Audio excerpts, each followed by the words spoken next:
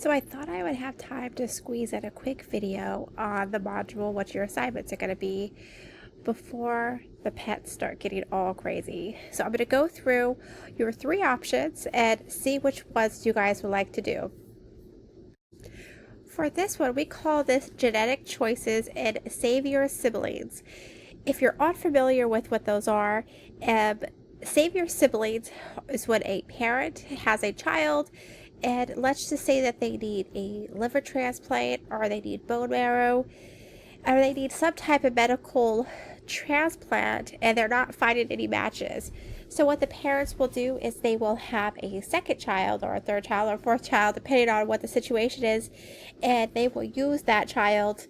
I wouldn't say as spare parts, but they will use some of the parts from that child for the other child. I believe it was My Sister's Keeper. That was a movie that came out that talked about that, but it would be very similar. Like if I were born, so my older sibling could have part of my bone marrow. So these are what we call Saviour siblings and genetic choices. So what we have here, what you're going to do is I've given you three cases to look at, and those are the ones that are going to be right here. So we have Saviour siblings, we have the Kingsbury case, and we have the Frank Stevens case. I've linked you information up here. All of those cases are listed here for your siblings right here. Here's your Kingsbury case, and here's an article talking about Frank. You're going to pick one of those, and from there you're going to discuss this in an expanded sentence or paragraph. You are going to discuss your choice and how they would exist in John Rawls' theory of justice. Remember, he's the blind justice one. So after looking at that case, and you have to sift that case through this theory, do you think you'd be able to? How would his theory work in that case? So that's what you're talking about with that one. And then from right here, then after all that, you've officially answered, discuss this through a moral theory of your choice. How would you personally deal with this from your own personal opinion and views? All right, so that's going to be option one. So this will take us into euthanasia and utilitarianism. Whereas the last one was talking about John Rawls, this one is going to be talking about utilitarianism. For this one, you're going to pick one of these to discuss with us through the lens of utilitarianism. So just like I was saying, did the nurse kill child abuser's patients? If you were a jury and the judge said, hey, are they guilty under the theory of utilitarianism, you would say yes or no. Then you would explain your answer. So that's what you're doing here. I want you to pick one of the articles and videos, pick one, and see how it would look under the theory of utilitarianism. What are the implications of this in the grand scheme of things? And discuss, the greater good, the harm principle. Do these impact that negatively, or do they fit right in with it? So you're kind of like a spokesperson on behalf of utilitarianism, where you would say, hey, actually, this fits perfectly with utilitarianism. Or you'd say, no, it absolutely does not. And then, of course, you have room in your second part of your post to form your own opinion and what you think about these cases from your own personal experiences or moral framework. So that's what we're doing for the second one. All right, for this last one, it's a little involved, so it's going to take me a bit, but long story short, you have a little more freedom with this one to mix and match case studies and moral theories together as you play social worker with the topic of abortion. But it's going to take me a bit, but that's the gist of it if you want to take off. So, okay, for this one right here, as I said, you're going to be given scenarios. So, of the three, I'll go over each one. You're going to pick one. So let's go over each three. So starting with number one. So for the first scenario, a minor has come to you expressing that they would like to have an abortion, but they do not want to tell their parents about it due to alleged abusive behavior from the father. It is up to the social worker to decide how to prioritize the child's safety and autonomy while also adhering to the law as well. So this is going to be a tricky one. Scenario 2 actually will be pitting the infant or the fetus against the mother. In this situation, the mother no longer wants to carry the child. She wants to terminate the pregnancy. But there is a possibility that the fetus is old enough now to live possibly outside the womb.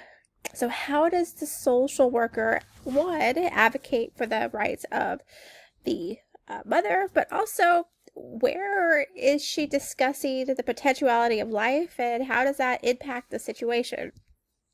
So 3, this one is a very frequent one seen in the medical community quite a bit, and there are state laws that are changing to be in more of the favor of the medical professional versus the patient.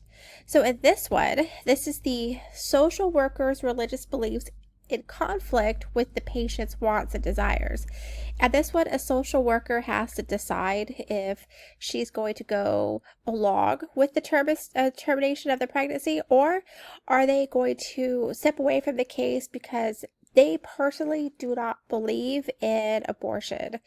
So that's going to be our 3 scenarios. Now that you've picked one, let's see what do you do with those. So for the part 1, this is going to be an expanded paragraph in your own opinion. And always be sure that you're keeping these headings so we know just by sight where you're talking. Sorry, my dog.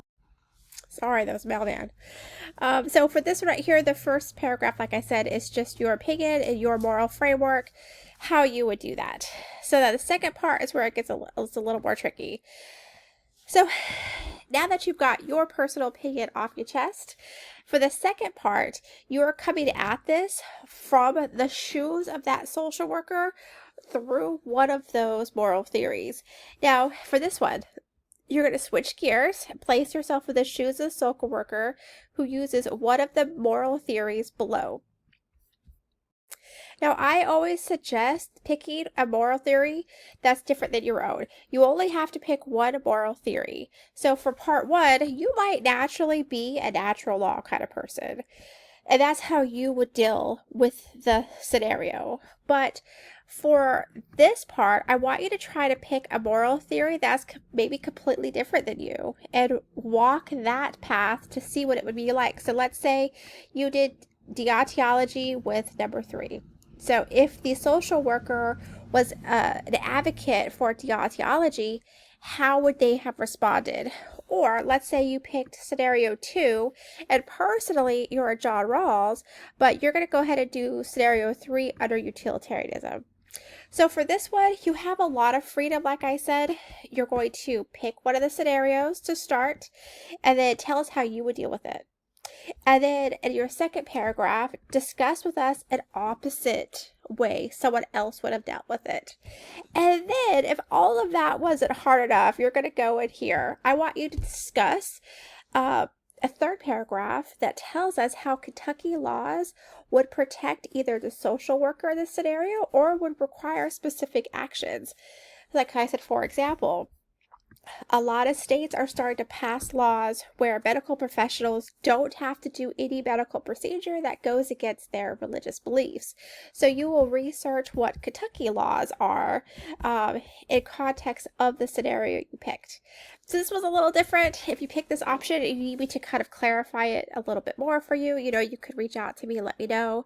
If you need something explained in more detail, of course, let me know. There are no frequently asked questions yet. This is a very new task, but if you have some, I will definitely be adding them as I get them. So let me know if you got any questions.